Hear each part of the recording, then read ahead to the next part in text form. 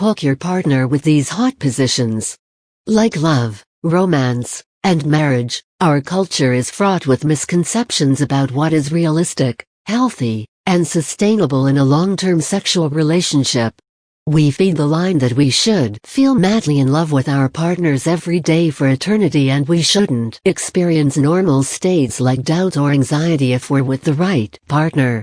So it goes with romance. We present the belief that if you're not having exciting sex 3 times a week, there's something wrong with your relationship.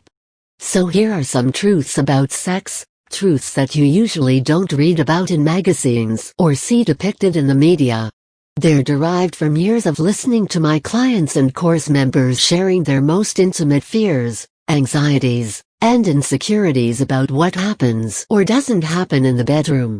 When we learn about what's typical instead of comparing ourselves to a fantasy ideal, we become significantly less anxious that something is wrong.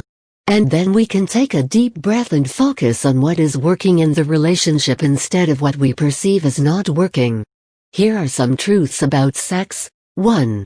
A healthy sex life is whatever works for the two of you. For some couples, that will mean sex 3 times a week, and for others that means once a month. We're all wired differently, and every couple on this planet carries a unique set of needs that will not be replicated in any other relationship. 2. There's usually a high-need partner and a low-need partner.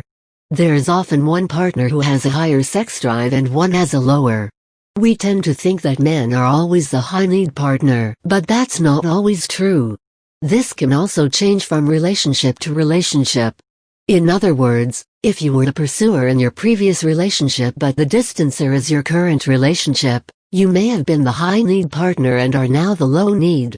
As with every aspect of couplehood, the challenge is to find creative ways to grow toward each other while also preserving your sense of self. 3. Sex isn't only what occurs in the bedroom. In a culture that likes to categorize and compartmentalize, many people carry a belief that says that sex is only what happens between the sheets.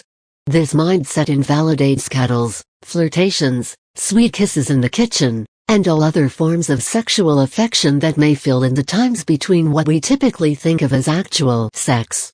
So when the magazines splatter the anxiety-provoking "Are you having enough sex?"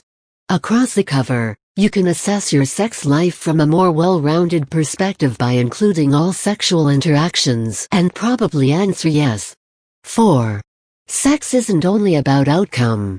Likewise, in our goal-oriented and achievement-oriented culture, we tend to believe that sex doesn't count unless you go all the way and both people achieve orgasms.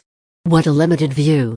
Sex is kissing, touching, roaming, and caressing. And more than all of that, a truly healthy sexual relationship is one in which both people feel safe to express and explore their sexuality together. Emotional safety will always preclude a real sexual connection. Lying naked together and simply holding each other can be some of the most vulnerable and beautiful times you spend together. The bottom line is that most couples in a long-term relationship will experience struggle around sex at some point. Just knowing this, instead of comparing yourself to the false fantasy that everyone else has a flawless sex life, alleviates shame and can free up space in the relationship to talk openly about this with acceptance.